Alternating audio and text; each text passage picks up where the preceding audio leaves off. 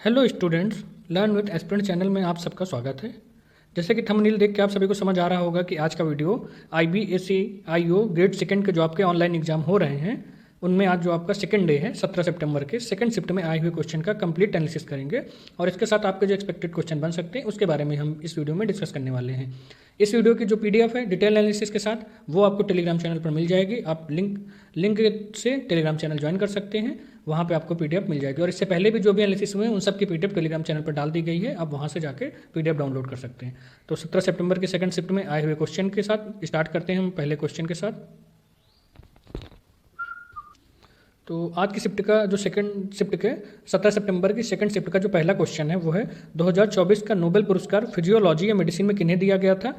Victor Ambrose और Gary रोकोन को। किसको? विक्टर एम्ब्रोस और गौरी रोकोन को 2024 का फिजियोलॉजी का मेडिसिन का नोबेल पुरस्कार आपका। ये कौन देता है? Sweden country. देखिए याद रखिएगा हमेशा कौन देता है? स्वीडन। इसके अलावा नोबेल पुरस्कार आपके कितने फील्ड में दिए जाते हैं ये क्वेश्चन पूछा जाता है। और इसमें से स्पेशल जो है स्पेशल एक है आपका शांति का नोबेल जो है आपका। बाकी सारे पुरस्कार आपके स्वीडन में दिए जाते हैं, जो शांति का है नोबेल पुरस्कार वो आपका नॉर्वे में दिया जाता है। आगे बढ़ते हैं, नेक्स्ट क्वेश्चन। भारत के राष्ट्रीय पर्यटन दिवस 2025 का थीम क्या था? समावेशी विकास के लिए पर्यटन।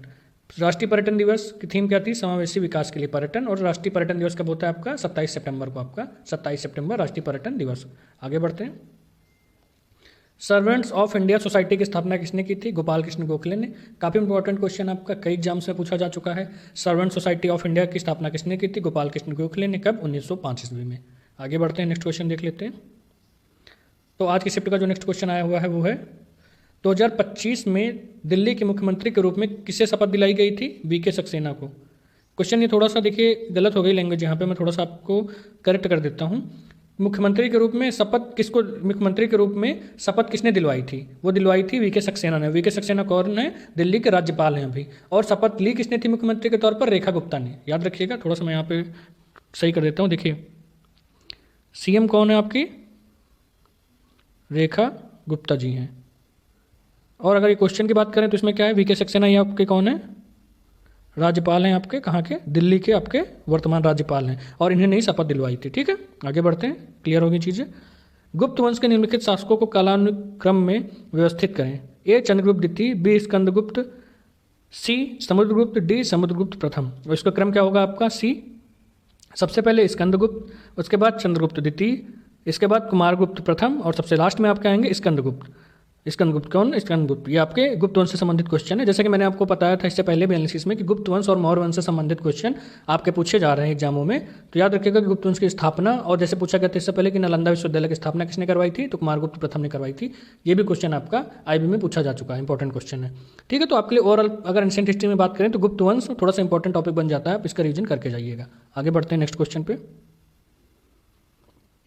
हाल ही में ग्रीस के साथ आयोजित INIOCHOS 25 अभ्यास में कौन सा लड़ाकू विमान भाग लिया था? देखिए ग्रीस के साथ जो भारत की एक्सरसाइज हुई थी आपकी कौन सी थी? नाम याद रखिएगा, काफ़ी इंपॉर्टेंट नाम है।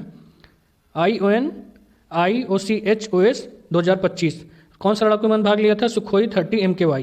देखिए सबसे इंपॉर्टेंट चीज़ मैं आपको बता दूं कि लगभग जो आपके युद्धाभ्यास हैं अभी तक 4 शिफ्टों के एग्जाम हुए हैं और चारों शिफ्ट में आपका श्योर युद्धाभ्यास related, military exercise related question पूछा गया है। और 2025 में जो मिलिट्री एक्सरसाइज हुई है इंपॉर्टेंट क्या बनता है? कहाँ पे हुई है, किस कंट्री के साथ होती है और कब से कब तक हुई है। तीनों चीज़ें थोड़ा डीपली आप पढ़ के जाइएगा मिलिट्री एक्सरसाइज से संबंधित, कहाँ पे हुई हैं, क्या चीज़ें उससे इंपॉर्टेंट हैं, ये थोड़ा सा चीज़ें जरूर पढ़ के जाइएगा। बहुत इंपॉर्टेंट टॉपिक है आपका मिलिट्री एक्सरसाइज, हर शिफ्ट में एक क्वेश्चन बन रहा है इससे। ठीक है, आगे बढ़ते हैं, नेक्स्ट क्वेश्चन देख लेते हैं। भारत के उपराष्ट्रपति को हटाने की प्रक्रिया किस अनुच्छेद में विस्तृत है? अनुच्छेद 69B। उपराष्ट्रपति को हटाने की प्रक्रिया अनुच्छेद 69B में। उपराष्ट्रपति का पद किस अनुच्छेद में आपका दिया गया है? 63 में, 61 हो गए। हटाने की जो प्रक्रिया है अनुच्छेद 67B में। और इसके अलावा राष्ट्रपति का पद किसके दिए गए? अनुच्छेद 63 में। और उपराष्ट्रपति का पद अनुच्छेद 63 में। और राष्ट्रपति पद की बात करें तो वो 51 में दिया गया है। थोड़ा सा करेक्शन करते हैं, राष्ट्रपति पद 51 में दिया गया, उपराष्ट्रपति पद आपका दिया गया है 63 में। ठीक है, इसके अलावा जो आपके इंपॉर्टेंट आर्टिकल हैं उसके बारे में डिस्कस में इससे पहले जो एनालिसिस किए हैं वहाँ पर कर चुके हैं, काफ़ी अच्छे से डिस्कस कर चुके हैं जो आपके इंपॉर्टेंट आर्टिकल हैं।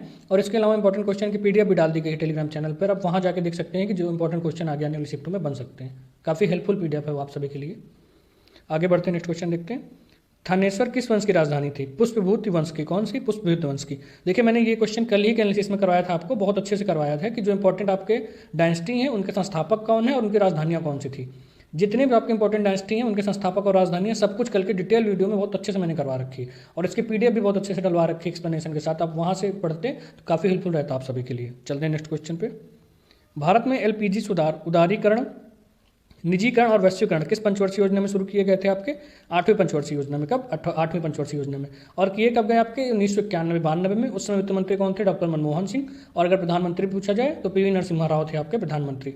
और ये LPG बोलते हैं इसको, ये आपके आर्थिक व्यवस्था के तौर पर भारत में बहुत बड़ा कदम था। इसी के बाद भारत में प्राइवेट कंपनियों का आना शुरू हुआ, स्थापना शुरू हुई, रोजगार के अवसर बढ़े, आपके मुद्रा के रूप में प्रचलित हुई, रुपए की कीमत थोड़ा सा बढ़ी, और डॉलर के मुकाबले रुपए को मजबूती मिली, और काफ़ी उद्योग भी भारत में स्थापित किए गए।